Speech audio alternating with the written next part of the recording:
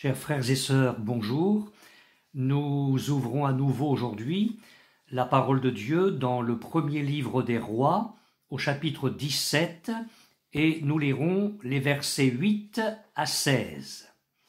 Premier livre des Rois, chapitre 17, les versets 8 à 16. Alors la parole de l'Éternel lui fut adressée en ces mots: « Lève-toi, va à Sarepta, qui appartient à Sidon, et demeure là. Voici, j'y ai ordonné à une femme veuve de te nourrir. » Il se leva, et il alla à Sarepta. Comme il arrivait à l'entrée de la ville, voici, il y avait là une femme veuve qui ramassait du bois. Il l'appela et dit: « Va me chercher, je te prie, un peu d'eau dans un vase, afin que je boive. » Et elle alla en chercher. Il l'appela de nouveau et dit: « Apporte-moi, je te prie, un morceau de pain dans ta main. » Et elle répondit: « L'Éternel ton Dieu est vivant, je n'ai rien de cuit, je n'ai qu'une poignée de farine dans un pot et un peu d'huile dans une cruche. Et voici, je ramasse 2 morceaux de bois, puis je rentrerai et je préparerai cela pour moi et pour mon fils. Nous mangerons, après quoi nous mourrons. » Élie lui dit: « Ne crains point, rentre, fais comme tu as dit, seulement prépare-moi d'abord avec cela un petit gâteau, et tu me l'apporteras. Tu en feras ensuite pour toi et pour ton fils. Car ainsi parle l'Éternel, le Dieu d'Israël, la farine qui est dans le pot ne manquera point, et l'huile qui est dans la cruche ne diminuera point, jusqu'au jour où l'Éternel fera tomber de la pluie sur la face du sol. » Elle alla, et elle fit selon la parole d'Élie. Et pendant longtemps, elle eut de quoi manger, elle et sa famille, aussi bien qu'Élie. La farine qui était dans le pot ne manqua point, et l'huile qui était dans la cruche ne diminua point, selon la parole que l'Éternel avait prononcée par Élie. Je vous ai parlé la dernière fois de l'école de Dieu pour le prophète Élie, dans ce 3e confinement qui a eu lieu cette fois à Sarepta. Avez-vous remarqué les ressemblances entre les 2 confinements, l'un au torrent de Kérit et l'autre chez la veuve? Dans les 2 cas, Dieu parle à Élie et il le guide vers un autre lieu de retraite. La première fois, la parole de l'Éternel fut adressée à Élie en ces mots: « Pars d'ici, dirige-toi vers l'Orient et cache-toi près du torrent de Kérit qui est en face du Jourdain. » Donc dans ce chapitre 17 du premier livre des Rois, les versets 2 et 3. Et la seconde fois, la parole de l'Éternel lui fut adressée en ces mots: « Lève-toi, va à Sarepta qui appartient à Sidon, et demeure là. » Les versets 8 et 9. Chers amis, nous avons constamment besoin de la parole de Dieu. Nous ne pouvons pas nous en contenter pour une période de notre vie. Elle nous est indispensable chaque jour. La présence de Dieu, son conseil, ses directives, ses encouragements, ses instructions, ses enseignements, sa consolation, ses avertissements aussi, ses corrections, tout cela nous est indispensable. Le psalmiste dit: « Je te cherche de tout mon cœur. Ne me laisse pas égarer loin de tes commandements. Je serre ta parole dans mon cœur afin de ne pas pécher contre toi. Ta parole est une lampe à mes pieds et une lumière sur mon sentier. Psaume 119, les versets 10 et 11 et le verset 105. Notre sentier doit être éclairé en permanence par la parole de Dieu, et pas seulement dans les premiers kilomètres de notre marche chrétienne, d'autant plus que les ténèbres spirituelles s'épaississent sur la terre. Jésus nous a prévenus. La nuit vient où personne ne peut travailler. Jean chapitre 9, verset 4. Et Paul écrit aux Romains, « Vous savez en quel temps nous sommes, maintenant le salut est plus près de nous que lorsque nous avons cru. La nuit est avancée. » Chapitre 13, les versets 11 et 12 de cet épître. Apprenons à dépendre du Seigneur chaque jour de notre vie. Si, avant de remonter au ciel, Jésus a pris soin de nous faire la promesse d'être avec nous tous les jours, et tous les jours jusqu'à la fin du monde, c'est bien parce que nous avons besoin de lui constamment. Certains pièges sont sur notre route. L'habitude, par exemple, qui peut nous amener à penser que Dieu agit toujours de la même manière. L'orgueil aussi, qui conduit à se passer allègrement du Seigneur. Et c'est également dans le psaume 119, cité précédemment, que l'homme de Dieu déclare « Avant d'avoir été humilié, je m'égarais, maintenant j'observe ta parole. » Verset 67. La seconde ressemblance entre les confinements à Kérite et à Sarepta, c'est le fait qu'à chaque fois, Dieu, dans sa sagesse, dans son amour, dans sa souveraineté aussi, a tout préparé. La première fois, l'Éternel déclare à Élie « Tu boiras de l'eau du torrent, et j'ai ordonné aux corbeaux de te nourrir là. » Là, à Kérite, verset 4. La seconde fois, « Voici, j'y ai ordonné à une femme veuve de te nourrir. » Verset 9. J'y ai ordonné, à Sarepta. Bien-aimés frères et sœurs, quel que soit le temps ou les temps, les circonstances, les lieux, nous pourrons toujours compter sur la fidélité de notre Dieu. À ce sujet, Jacques écrit « Toute grâce excellente et tout don parfait descendent d'en haut, du Père des Lumières, chez lequel il n'y a ni changement ni ombre de variation. » Chapitre 1er, verset 17. Et Jésus dit « C'est pourquoi je vous dis, ne vous inquiétez pas pour votre vie de ce que vous mangerez, ni pour votre corps de quoi vous serez vêtus. La vie n'est-elle pas plus que la nourriture, et le corps plus que le vêtement? Regardez les oiseaux du ciel. Ils ne sèment ni ne moissonnent, et ils n'amassent rien dans des greniers, et votre Père céleste les nourrit. Ne valez-vous pas beaucoup plus qu'eux? Qui de vous, par ses inquiétudes, peut ajouter une coudée à la durée de sa vie? Et pourquoi vous inquiétez au sujet du vêtement? Considérez comment croissent les lys des champs. Ils ne travaillent ni ne filent. Cependant, je vous dis que Salomon, même dans toute sa gloire, n'a pas été vêtu comme l'un d'eux. Si Dieu revêt ainsi l'herbe des champs qui existe aujourd'hui et qui demain sera jetée au four, ne vous vêtira-t-il pas à plus forte raison, gens de peu de foi? Ne vous inquiétez donc point et ne dites pas « Que mangerons-nous? Que boirons-nous? De quoi serons-nous vêtus ?» Car toutes ces choses, ce sont les païens qui les recherchent. Votre Père céleste sait que vous en avez besoin.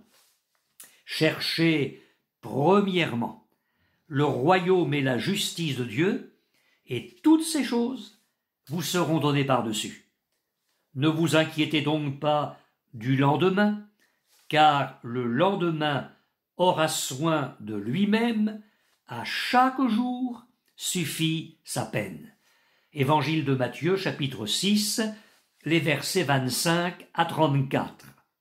Bien sûr, ces promesses du Seigneur ne sont pas une invitation à la paresse, à une vie désordonnée ou au déséquilibre.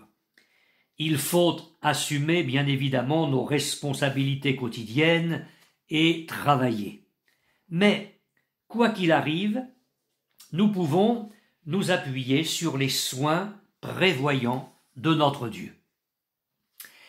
La troisième ressemblance, c'est l'action miraculeuse dans le temps. Élie a vécu un miracle prolongé à Kérith. Les corbeaux lui apportaient du pain et de la viande le matin et du pain et de la viande le soir. Verset 6. Et cela pendant un temps assez long. Et à Sarepta, le prophète a vécu également un miracle prolongé. Et pendant longtemps, nous dit la Bible, la veuve eut de quoi manger, elle et sa famille, aussi bien qu'Élie. Verset 15. Je le répète, notre Dieu est fidèle et il est constant. En ce qui concerne le domaine spirituel, Moïse disait à Dieu « Rassasie-nous chaque matin de ta bonté, et nous serons toute notre vie dans la joie et l'allégresse. » Psaume 90, verset 14. Quant à Jérémie, il aimait à repasser dans son cœur la fidélité du Seigneur. Écoutez-le. « Voici ce que je veux repasser en mon cœur, ce qui me donnera de l'espérance. Les bontés de l'Éternel ne sont pas épuisées, ses compassions ne sont pas à leur terme, elles se renouvellent chaque matin. Oh, que ta fidélité est grande. » Lamentation de Jérémie, chapitre 3, les versets 21 à 23. Je voudrais encore souligner un fait. Après chaque repas à Kérith, Élie ne disposait de rien d'autre. Il avait mangé le matin, il fallait attendre les corbeaux le soir. Et après avoir mangé le soir, il fallait encore attendre la nouvelle livraison le lendemain matin. À Sarepta, c'est mieux. La nourriture disponible est suffisante pour un repas.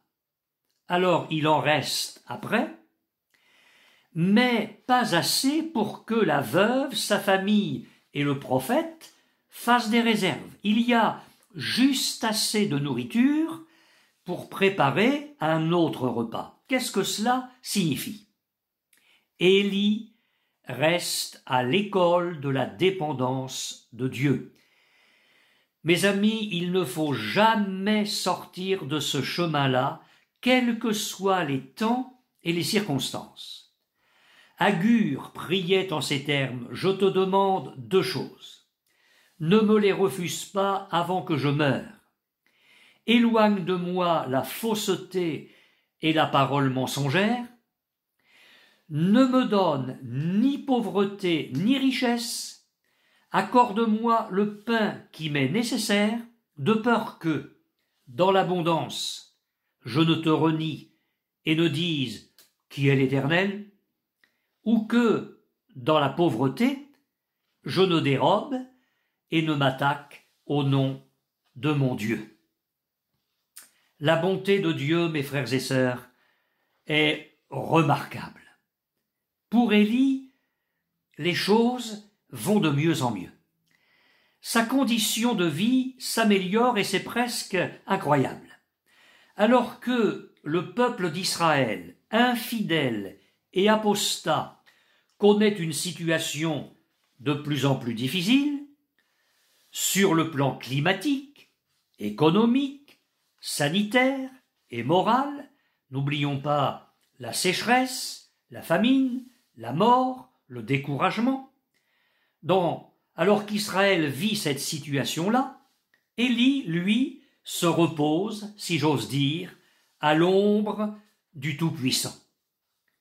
À Sarepta, Élie a un toit. Il vit dans une maison. Nous n'avons pas de détails à ce sujet sur l'épisode de Kérit, mais j'imagine que le confort était un ton en dessous. À Kérit, Élie est totalement seul, son isolement est total. À Sarepta, il est en compagnie d'une famille. Dieu est bon. Ne laissez jamais le diable vous persuader que pour vous les choses vont aller de plus en plus mal.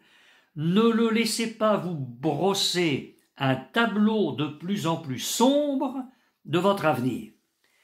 S'il est vrai que le monde avance vers le jugement divin, nous avançons vers la cité céleste et en attendant, nous pouvons compter sur le Seigneur qui est capable de nous donner des choses excellentes.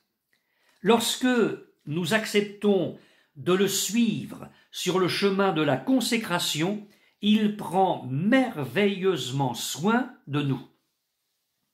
Parlons maintenant des leçons à retenir du miracle vécu à Sarepta.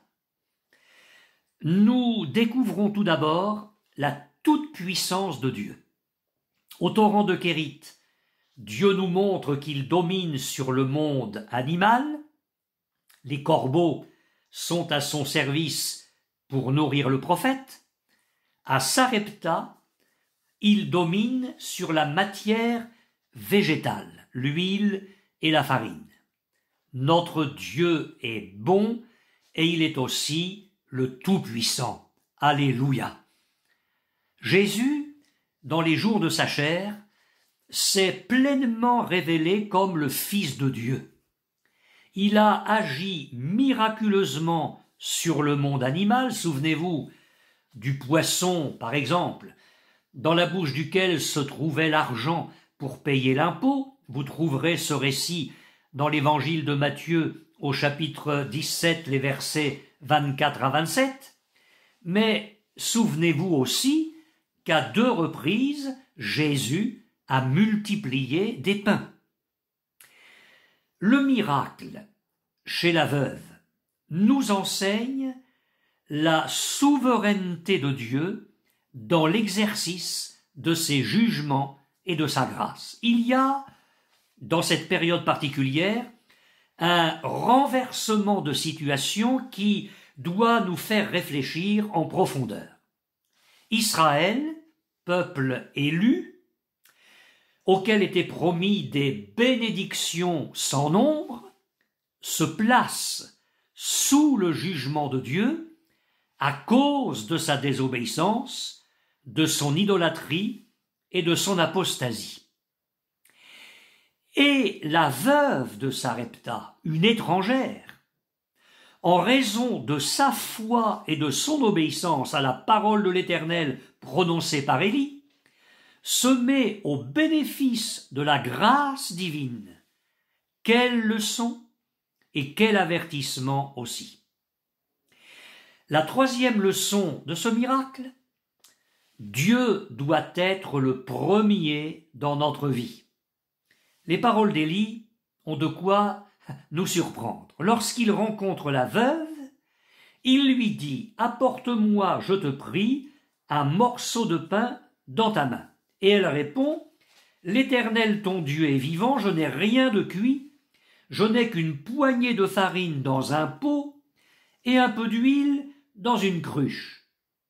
Et voici, je ramasse 2 morceaux de bois, puis je rentrerai et je préparerai cela pour moi et pour mon fils. Nous mangerons, après quoi nous mourrons. » Et Élie lui dit « Ne crains point, rentre, fais comme tu as dit, seulement prépare-moi d'abord prépare-moi d'abord avec cela un petit gâteau, et tu me l'apporteras.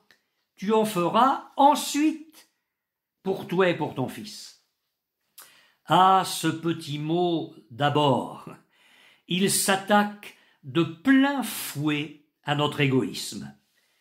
Notre nature charnelle aime à dire « moi d'abord, Dieu et les autres ensuite ». Mais Dieu veut réformer tout cela en nous. Et il nous dit « moi d'abord, toi et les autres ensuite ». Mes chers amis, Dieu doit passer en premier dans notre vie. Et c'est vrai dans tous les domaines. Sur le plan spirituel, affectif, matériel, financier et dans notre façon de gérer nos journées. Alors c'est vrai dans les temps faciles, c'est vrai quand tout va mal. C'est vrai dans les temps d'abondance, c'est vrai lorsque il nous reste juste une poignée de farine et un peu d'huile, vous me comprenez. Dieu ne se satisfera jamais de la dernière place dans votre vie, même pas de la seconde place. Une maman avait donné 2 pièces à son petit garçon, l'une pour l'offrande missionnaire et l'autre pour s'acheter des bonbons. En se rendant à l'église, le garçon jouait avec ces 2 pièces dans ses mains, lorsque l'une des 2 pièces a glissé de ses mains et est tombée dans le caniveau. Et le garçon s'est écrié « Ah mince, la pièce du Seigneur !» Apprenons à faire ce que Dieu dit, sans regarder au peu que nous avons. Je ne sais pas vous, mais moi j'ai été impressionné dans les versets 10 à 13 de ce récit par les expressions « un peu d'eau »,« un morceau de pain »,« une poignée de farine »,« un pot »,« un peu d'huile »,« une cruche »,« 2 morceaux de bois »,« un petit gâteau ». C'est peu à nos yeux, et c'est pourquoi nous sommes tentés de garder les choses pour nous. Mais c'est suffisant pour le Seigneur, et c'est pour cette raison qu'il veut être aimé et servi en premier. Et c'est pour cette raison également que le prophète Élie a dit à cette veuve « Apporte-moi dans ta main » verset 11. Dieu ne nous demandera pas de lui apporter le beaucoup que nous n'avons pas, mais le peu dont nous disposons. Et ce peu, il faut le mettre dans notre main pour lui. Même dans les temps difficiles, Dieu attend cette consécration-là. D'ailleurs, si nous réfléchissons encore un peu, ce texte est plein de l'esprit de sacrifice. Qu'est-ce que la farine? Du blé écrasé. Qu'est-ce que l'huile? Le résultat d'olives qui ont été broyées.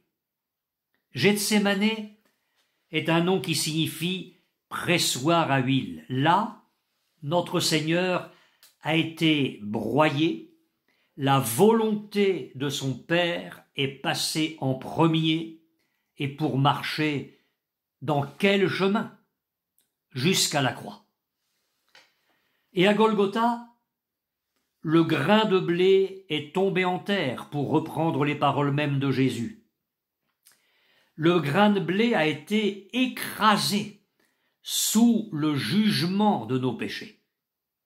Aimons Dieu, aimons Jésus, et donnons-nous tout entier à lui, comme lui-même s'est donné pour nous. Et un dernier mot. Dans ce 3e confinement, et bénéficiant du miracle de Dieu, Élie a été en bénédiction à d'autres.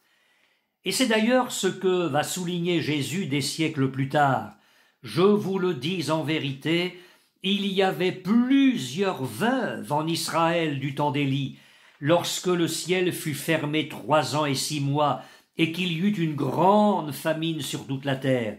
Et cependant, Élie ne fut envoyé vers aucune d'elles, si ce n'est vers une femme veuve à Sarepta, dans le pays de Sidon. » J'aime la fin de ce récit. Au verset 15, « Elle alla, et elle fit selon la parole d'Élie. Et pendant longtemps, elle eut de quoi manger, elle et sa famille. » Car en fait, à Kérit, Élie est envoyé pour y être nourri. Mais à Sarepta, il est envoyé pour non seulement y être nourri lui-même, mais aussi pour qu'une veuve et sa famille connaissent l'amour, la grâce et la puissance de Dieu. Avant l'arrivée d'Élie, cette veuve attendait la mort de son fils et la sienne. Maintenant, elle vit. Avant, elle était seule avec son fils. Maintenant, sa famille est mentionnée. En conclusion, Élie est envoyé dans ce territoire pour y apporter, au sein d'une famille pauvre et désespérée, un message de grâce et de vie. Mes frères et sœurs, il en est ainsi pour nous. Les bénédictions de Dieu au sein de nos épreuves et dans un contexte difficile doivent nourrir les autres. Ne l'oublions jamais. Amen.